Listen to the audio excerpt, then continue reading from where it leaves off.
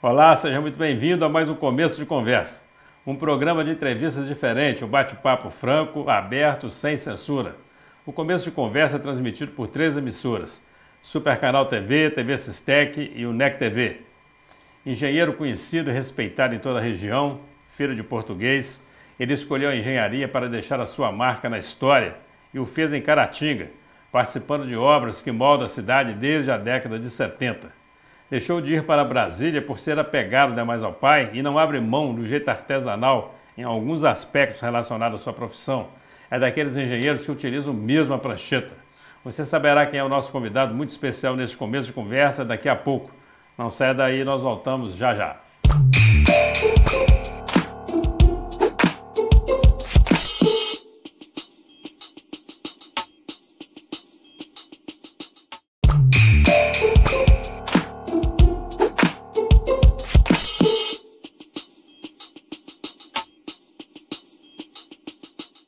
Olá, estamos iniciando o primeiro bloco de mais um Começo de Conversa aqui pela NEC TV, TV Sistec e Super Canal TV.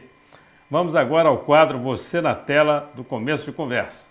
Olá, eu sou Vanderlei Dornelas, quero parabenizar o Eugênio Gomes pelo excelente programa apresentado por ele, o Começo de Conversa, que é de grande valia para o nosso dia a dia. Parabéns, Eugênio. Olá, você conhece o programa Começo de Conversa? Não? Então acesse a internet e acompanhe as excelentes entrevistas do professor Eugênio Maria Gomes. Vale a pena conferir. Meu nome é Andréia, eu moro no Rio de Janeiro. Corre lá, vai! Muito obrigado ao Vanderlei Dornelas e à Andréia Moreira pela participação.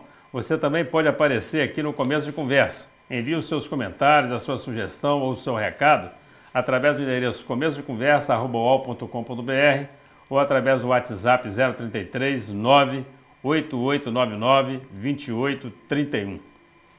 O nosso entrevistado de hoje é engenheiro, nascido em Caratinga, filho de Zoila Caldas Ribeiro e Manuel Ribeiro Sobrinho, importante comerciante da região, que teve uma casa comercial muito conhecida na esquina da Avenida Moacir de Matos, a famosa Casa Ribeiro, que funcionou até 1999.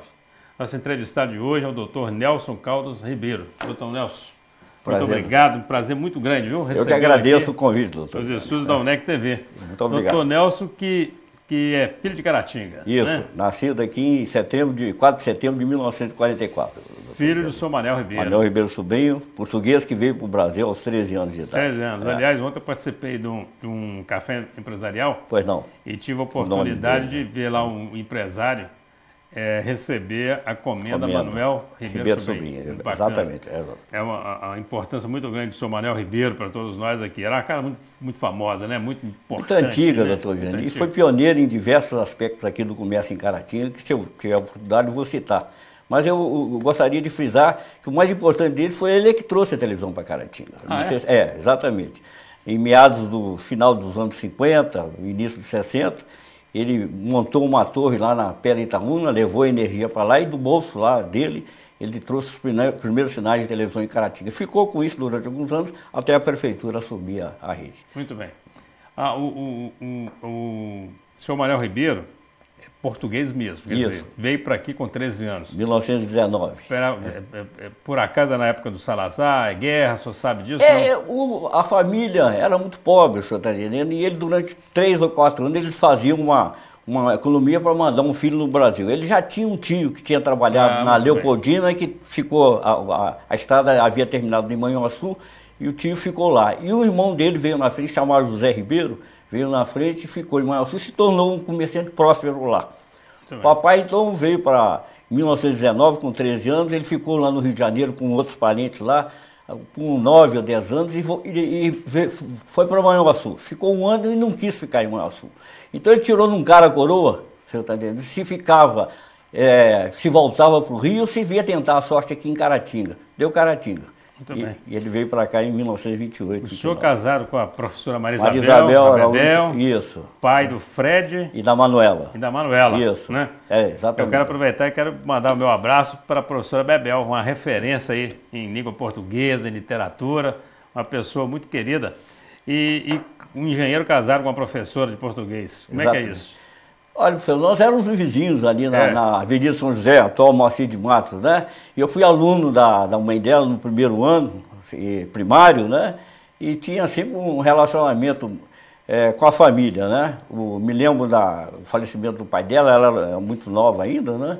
E sempre tinha um relacionamento. Mas fui estudar muito cedo em Belo Horizonte, né? Também aos 13 anos fui para Belo Horizonte e praticamente retornei esse relacionamento com ela quando eu voltei de lá, não é? Aí, quando eu estava no segundo ano da escola, começamos a namorar, namoramos e noivamos durante 7, 8 anos e estamos casados há 47 anos. 47.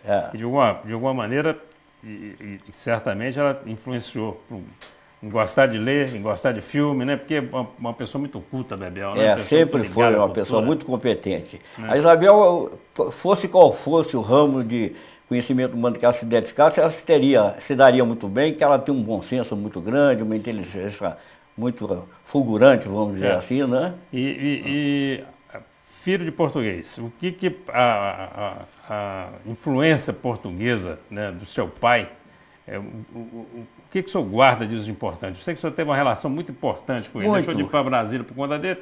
Exatamente. O papai sempre, ele foi um comerciante, eu acho que foi muito diferente, sui generis, o tratamento humano que ele dava aos clientes, não com interesse comercial, era um tratamento de coração mesmo. E ele se dava muito bem, ele tinha uma facilidade muito grande de relacionar. Isso me marcou muito, o senhor está entendendo? E eu, dos 6 filhos, eu fui o único que sempre o acompanhou. Mesmo quando novo, sabe, antes de ir para Belo Horizonte, eu ficava muito preocupado, porque ele não tinha sábado, domingo, noite, ele atendia em qualquer hora. E às vezes ele entrava sozinho na empresa, eu entrava com ele, não é que eu fosse dar nenhuma segurança, mas me preocupava que ele atendesse fora de hora, que ficasse sozinho. Eu sempre fui muito ligado e ele sempre foi muito amoroso comigo e com os outros irmãos também. Né? O senhor foi para BH com 13 anos? Com 13 anos, em 1958. Estava terminando a oitava série? Eu tinha feito a primeira e segunda série ginasial no Colégio Caratinga, você está entendendo?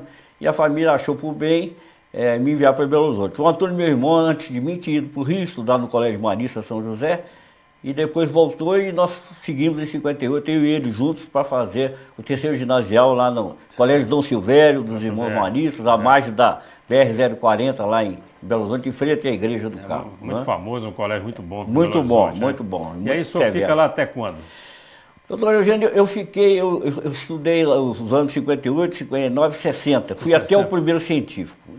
Nas férias entre o primeiro e o segundo científico, eu passava aqui em Caratinga e o colégio estadual aqui inaugurou. E eu estava treinando futebol no Esporte Clube Caratinga, no juvenil, esforçado, né, ponta direita, né, e resolvi ficar aqui. Fiquei um ano, aqui foi o ano de 61, fiz o segundo científico. E em 62 retornei a Belo Horizonte para fazer o terceiro científico no mesmo colégio Dom Silvério e fazia um cursinho à noite na escola de engenharia, né? E tive a felicidade de ser aprovado no primeiro vestibular que eu fiz. E essa ideia para engenharia, quer dizer... A tendência?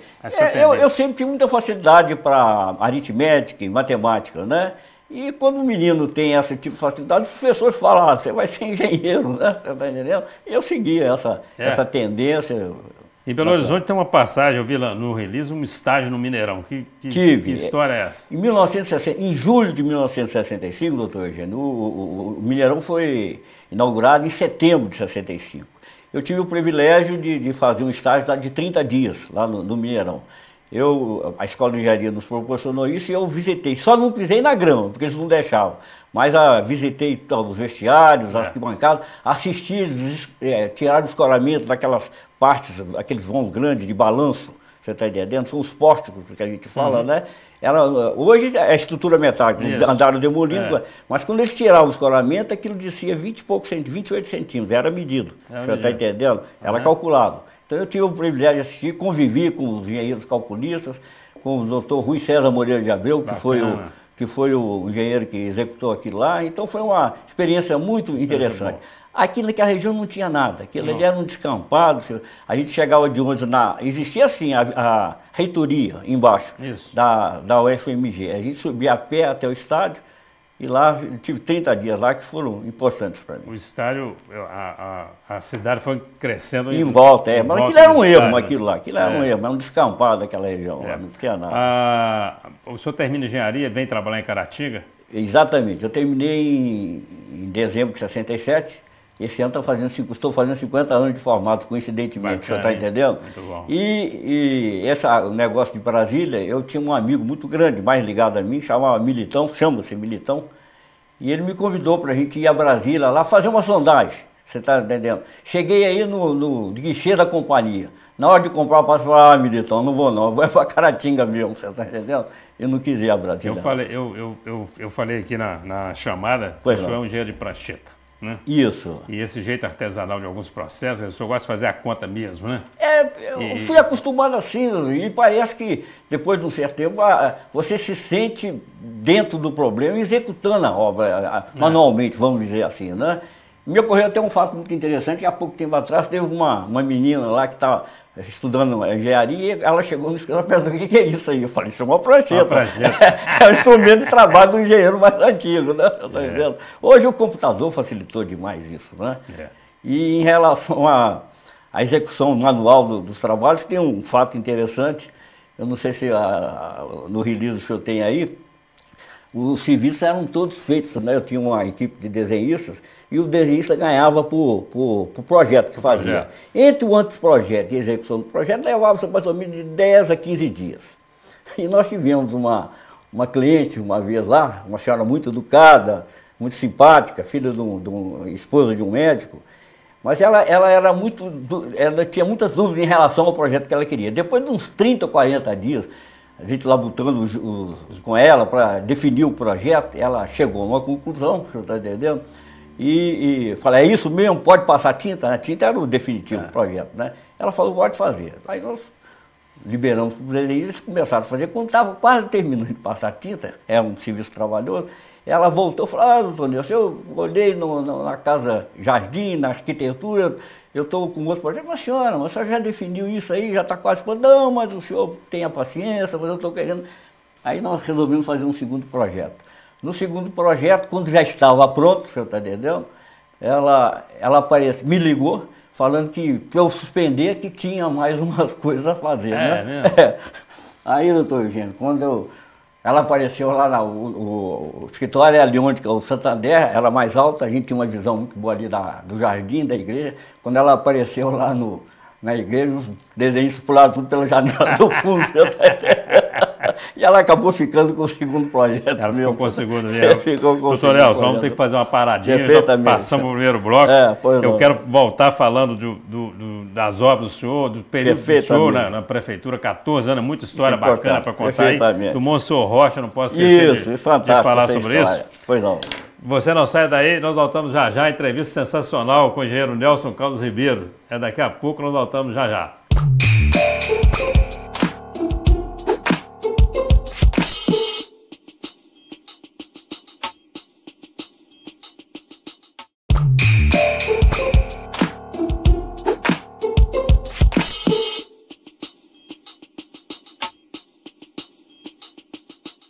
Olá, estamos de volta com o Começo de Conversa, um programa transmitido pela Super Canal TV, pela UNEC TV e pela TV Sistec. Você que chegou aí agora vai poder acompanhar o segundo bloco de uma entrevista sensacional com o engenheiro Nelson Caldas Ribeiro. Doutor Nelson, eu queria falar primeiro rapidinho sobre o Supercap TV. Pois não. O senhor tem uma participação muito grande, um dos fundadores da criação da Supercap aqui. A Supercap TV foi uma parceria muito feliz que eu fiz com o Aníbal Martins, que é o nosso sócio lá. Aliás, hoje eu participo diretamente, que está em nome da esposa e dos filhos, né? Mas foi uma coisa muito interessante, doutor Eugênio, porque eu sempre gostei muito de filmes, o senhor está entendendo? Então eu fiz o primeiro videoclube, começou funcionando no meu escritório, depois nós passamos para a feirinha, onde que hoje estão as instalações do Supercanal, né? E lá eu fiz uma empresa com o Aníbal para vender antenas parabólicas, o senhor está entendendo? Eu vou procurar resumir um pouquinho, que a história é longa. E passamos a comprar de uma empresa lá de São Paulo, que chamava Space, o senhor está entendendo? E essa empresa, por nós nos termos tornado uns clientes preferenciais dela, ela nos convidou a ir à Argentina em julho de 1990 para conhecer uma fábrica de equipamento de TV a cabo e uma empresa de TV a cabo em Mar del Plata. Na Argentina, isso, a TV a cabo, já existia há muitos anos, como nos Estados Unidos também. No Brasil, ela só foi legalizada em 1989, quando o Antônio Carlos Magalhães foi ministro das Comunicações. Né?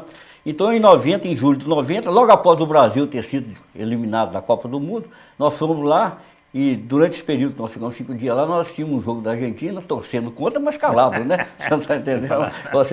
E visitamos. E voltamos lá e não tivemos a menor dúvida, eu e Aníbal, que a TV a cabo seria a massificação das transmissões dos sinais televisivos, né? Essa empresa, então, nos deu condições de tirar a licença. Entre tirar a licença, fazer o projeto de compra de equipamento, levou 2 anos. Então, mais ou menos em 1992, é que nós começamos a espalhar os cabos aqui em Caratinga. É um pioneiro dessa área aí. Foi a 4ª empresa de Minas que foi legalizada. Bacana. O senhor trabalhou 14 anos como engenheiro da prefeitura. Né? O senhor trabalhou com os prefeitos. Com o João do Tino, trabalhou com o Zé Alemão. Zé Alemão. Trabalhou com o Moacir de Matos. Também. Moacir de Matos. E seu Costa. E seu Costa. Pela ordem eu comecei, o que aconteceu é o seguinte, o seu Costa estava iniciando o 3º ano de mandato dele, em 1969, e o doutor Delmiro Alvim Machado, que era o engenheiro da prefeitura, tinha sido também prefeito de Caratinga, se aposentou e o seu Costa me convidou para trabalhar com ele. Então eu trabalhei nos 2 últimos anos com o seu Costa, 69 e 70. Depois disso eu trabalhei 2 anos com o doutor Zé Alemão, que foi o mandato tampão. Depois disso com o seu Moacir de Matos e com o João do Tino. Muito bem. Todos eles construíram muito, né? Ao seu tempo e ao seu modo, cada um teve obras importantes. Mas aí, falando em construção, eu quero falar agora, não de prefeito, mas de um construtor também. Monsenhor Rocha construiu demais, né? Muito, na região, muitas igrejas. O senhor teve uma experiência boa com ele. Eu queria que o senhor contasse o caso do medo do Monsenhor Rocha de alma, de outro mundo. Mas esse caso é fantástico. Eu acho que o fato, nós estamos falando sobre construção, sobre engenharia, e o Monsenhor foi um grande construtor de igrejas, verdade. Ele fez o patronato, uma obra social, o Palácio do Bispo, foi projeto do irmão dele, doutor Zé Abelha, que era engenheiro, foi dirigente da Vale do Rio Doce, conde estatal por muitos anos. Aí a matriz de Inhapim, Santa Rita, todo lado. Então ele foi um grande construtor. E o pai me contou um caso dele, que era extraordinário, e esse caso foi depois feito verídico pelo Monsenhor no almoço que ele teve lá em casa, ele almoçou conosco, e ele contou ipsilito o que o papai tinha falado. Você está entendendo? Então eu me sinto tranquilo em contar esse caso dele, que eu ouvi da boca do Monsenhor. O Monsenhor Rocha, todo mundo sabia na época, ele tinha pavor de alma do outro mundo, você está entendendo? E ele não rezava missa de corpo presente, podia ser o defunto que fosse, você podia dar presente, ele não rezava. Bom, ele tinha um sacristão, você está entendendo? Que estava vivenciando problemas existenciais, estava com problema psicológico, e por 2 ou 3 vezes ele tinha tentado se suicidar, mas de maneira não muito agressiva, que não conseguiu fazer o intento dele, né? Um fim de tarde, esse sacristão caminhou para onde que era o cemitério da cidade, que era ali atrás do Campo do Caratinga, no vestiário do Campo do Caratinga, e ao atravessar, era cercado de arame farpado, e ao atravessar a cerca, o paletó dele ficou preso no arame farpado, ele tentou se desvencilhar, não conseguiu, e ali ele resolveu. Passou a navalha no pescoço, esvaiu-se em sangue até a morte. Acharam o corpo dele no dia seguinte, fizeram um velório rápido e enterraram. O Monsenhor naquela noite ficou em pau, passando um aperto danado. Ele morava, se não me engano, esse fato ocorreu na igreja antiga, em frente à catedral, que foi demolida e feita a catedral em frente, né, onde está lá. Tinha um corredor, tinha um quarto do Monsenhor, no meio tinha um quarto do irmão dele, que morava com o Monsenhor, e mais no início do corredor morava lá o sacristão. O Monsenhor, o que faz? Ele colocou 4 pessoas em colchão no corredor, em frente à porta do quarto dele. E dentro com ele, o Monsenhor na cama, e em volta da cama dele, mais 3 dormindo em colchões. Para se precaver, para se assegurar que a alma do finado não ia incomodá-lo, né? O irmão do Monsenhor chegou de madrugada, meio alegre, vamos dizer, tinha tomado umas e outras, e viu aquilo, os 4 homens do corredor, falou, o Monsenhor está com medo da alma do finado. Entrou no quarto do sacristão, tinha lá um chapéu do sacristão, tipo daquele Santos Dumont, de água lágua, enterrou aquilo na cabeça, colocou um paletó preto do sacristão, pegou a rabeca, né, o violino, chegou no corredor, errado, doutor, né? Que saiu gente para tudo quanto é lado. O moço que estava dentro do quarto não tinha conseguido dormir, ao ouvir aqui, falou, aonde aí, né? O que é que fez? Ele vestiu um camisolão para dormir, né? Ele meteu os peitos na janela, arrebentou a janela do quarto dele, caiu do lado da rua e saiu correndo pelo jardim. O irmão dele, vendo aquilo, o senhor está entendendo? O estrago que tinha feito, saiu correndo atrás, mas vestido do jeito que estava, né? Ah, sou eu, moço, sou eu. Ó. Pro moço era a alma, né, que estava correndo. Até que o moço parou, cansou e viu que era o irmão, só não chamou ele de santo, né? A história do moço Rocha. O Nesse período todo, o senhor trabalha na prefeitura, o seu trabalho todo como engenheiro, quer dizer, como que o senhor vê as obras de engenharia, como que elas se desenvolveram na cidade? E como que o senhor vê a engenharia hoje? Quer dizer, como que a engenharia mudou Caratinga? Muito, doutor Gênio. Quando eu me formei, em dezembro de 67, para o senhor ter uma ideia, eu não achava que em Caratinga uma betoneira. Coisa incrível de se falar isso, né? O senhor está entendendo? A gente tinha que misturar o concreto à mão, o senhor está entendendo? E um equipamento, por exemplo, vibrador, se eu não tinha um andame metálico, o senhor está entendendo?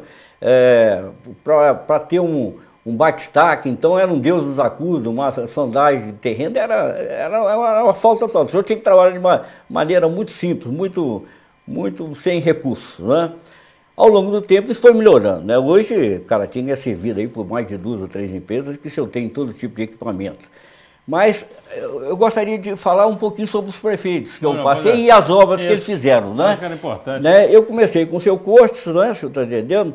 O seu Costes, para o senhor ter uma ideia, quando ele pegou a prefeitura, os elementos, os funcionários não eram registrados, andavam descalços, o seu Costes registrou todos no INSS, deu equipamento, deu uniforme para eles, e ele fez grandes obras aqui em Caratinga. Ele calçou a Rua Lamartine, ele calçou a Rua Santa Cruz, parte da São José, que hoje é a Moacir de Matos, até ali após o Coelho Diniz, no início daquele segundo morro, foi ele que calçou aquilo também, e aquilo era tudo artesanal, porque o senhor não tinha um rolo compactador, não tinha nada, né? Era tudo feito na mão. Calceteiro mesmo, né? Na mão. Eu não sei se eu contaria o caso também do seu curso, do tiro de guerra, talvez fosse pertinente, né? E mais outros problemas que ele resolveu aqui em Caratinga.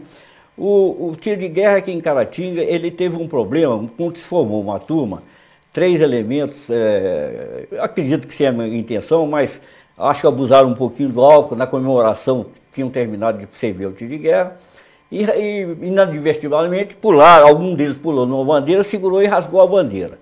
Aquilo criou-se um protocolo, foi um quiprocó imenso aqui na cidade, a ponto do Exército, o tiro de guerra dependia, estava ligado à administração do Exército em Juiz de Fora. Isso. O general responsável lá... Ele fechou o tiro de guerra. Fechou o tiro de guerra e falou que Caratinga não ia ter mais tiro de guerra, e que os jovens daqui da região teriam que se apresentar ou em Juiz de Fora, em Belo Horizonte, para servir o Exército, que era muito mais demorado, né? O seu Costa, sabendo disso, olha que nós estávamos nos anos da Revolução, né? Aquela época o regime militar era muito severo e muito temido, né?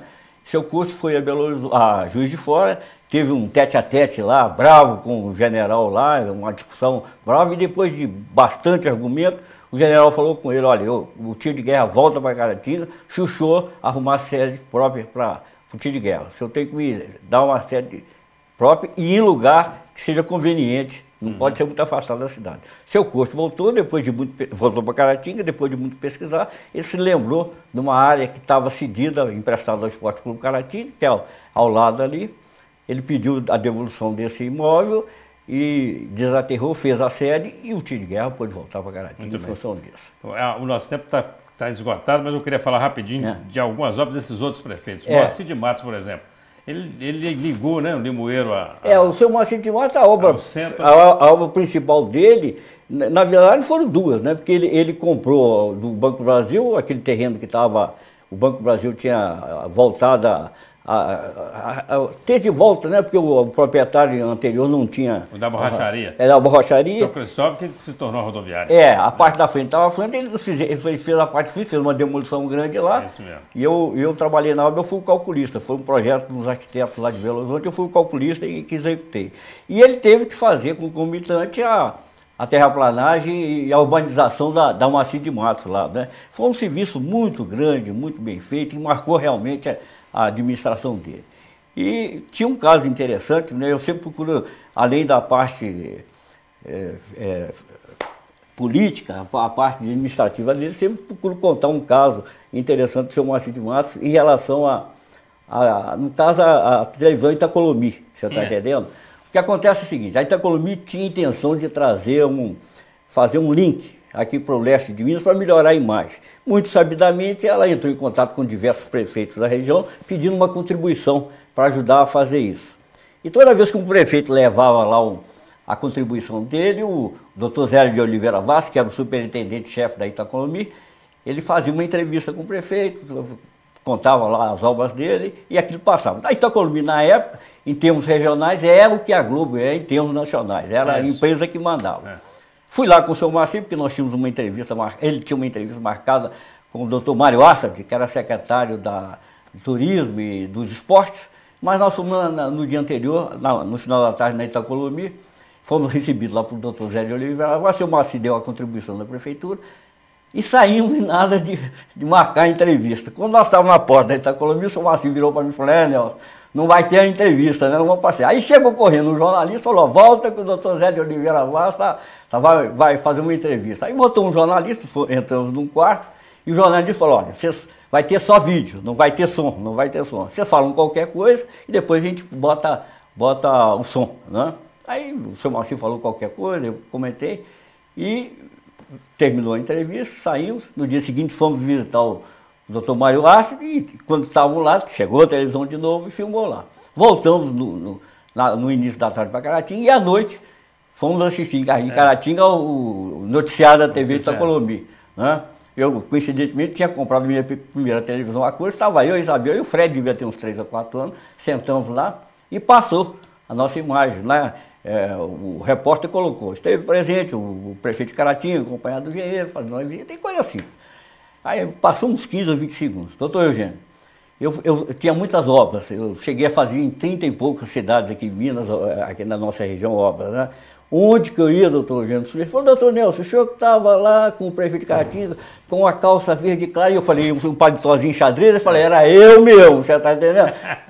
Durante os 40 dias, onde eu ia, eu só dava vista. Eu cumpro esclarecer que a calça verde com o paletó xadrez combinava, não estava só para fúdio não, você está entendendo? Mas é impressionante a força, eu estou falando isso, a força da imagem televisiva, né? Doutor, vamos ter que fazer um intervalo. Perfeitamente. E você não sai daí, a conversa está muito boa, o tempo estourado, mas nós voltamos já para o terceiro e último bloco com o doutor Nelson Caldas Ribeiro. Daqui a pouco nós voltamos já.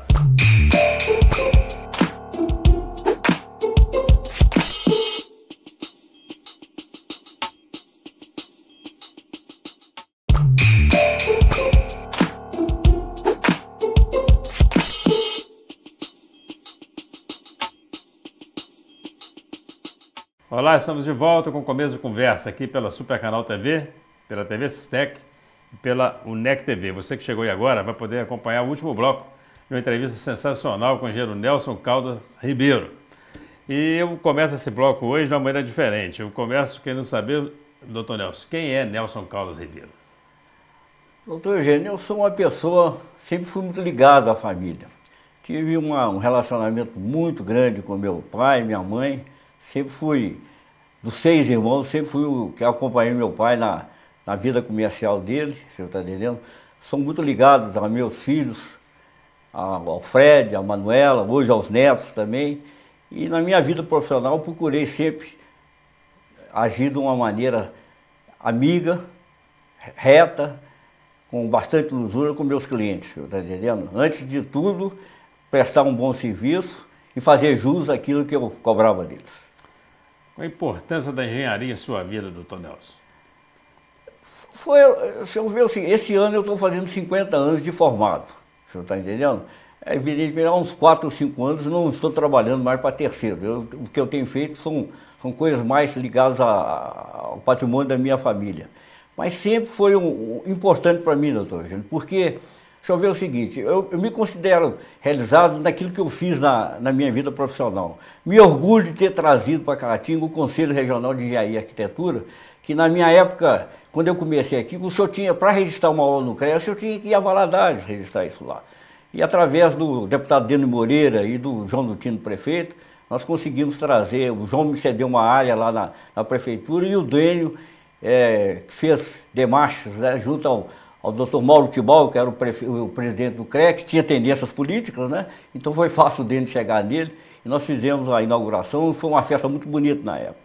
Então isso tudo, fiz aquela obra do João da Silva Araújo, foi uma obra muito difícil porque foi uma obra por administração e nós pegamos uma época de inflação muito grande na cidade, a obra estava prevista para 3 anos, demorou mais do que o dobro, felizmente nunca houve solução de continuidade, conseguimos terminar e fizemos um prédio que me orgulho ali na praça ali, central de Caratinga. Então a engenharia sempre foi muito importante, eu acho que eu cumpri bem meu papel nela.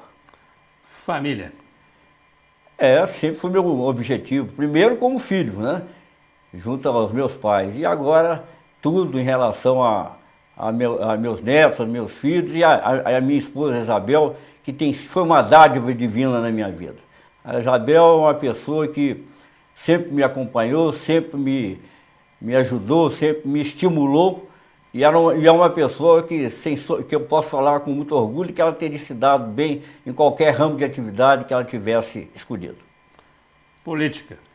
Podemos pensar em algum momento aí, doutor Nelson, candidato? Não, doutor, não. Eu tive alguma vivência política, principalmente quando o seu Costa fez aquela segunda tentativa para ser prefeito, ele já tinha sido prefeito, e eu fui um dos elementos que batalhou para que ele fosse o candidato da antiga Arena aqui em Caratinga. Eu me afastei da prefeitura porque na derrota dele o doutor Fabinho foi eleito e eu achei que seria antiético de minha parte, por ter trabalhado na campanha do seu curso, de continuar na prefeitura. Foi quando eu me afastei, depois de 14 anos de serviço prestado. Voltei como secretário de obras do Hernani no mandato de 2001 a 2004. Um episódio marcante na sua vida? Olha, doutor Eugênio, eu me tornei muito amigo do seu Cortes. E é uma pessoa que depois do meu pai é a pessoa que eu mais admirei e mais exemplo me deu. Eu tive o prazer de tê-lo como padrinho de meu casamento da Isabel em 1970 e uma honra maior ainda, que ele me escolheu quando ele fez 50 anos de casado. Eu e a Isabel fomos padrinhos dele e da dona Heloísa, que gostaria de fazer um parênteses, que era uma pessoa extraordinária, a dona Heloísa Costa. A gente passa pela vida aprendendo, né? Sempre. Um ensinamento que tenha marcado o senhor carrega pela vida. Foram os exemplos do meu pai, da humildade e da lhaneza de trato que ele tinha com os clientes, que não eram clientes, eram amigos, né? Por diversas vezes ele levava para almoçar em casa, você está entendendo?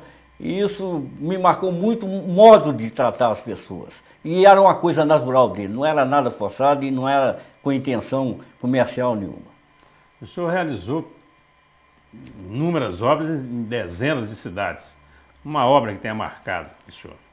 Foram 33 municípios, doutor Eugênio, que nós prestamos serviço a particulares e a prefeitura, você está entendendo? Mas a que realmente me marcou mais foi essa obra do João da Silva Araújo, pela dificuldade e pelo período que nós enfrentamos de uma inflação exacerbada na época, né?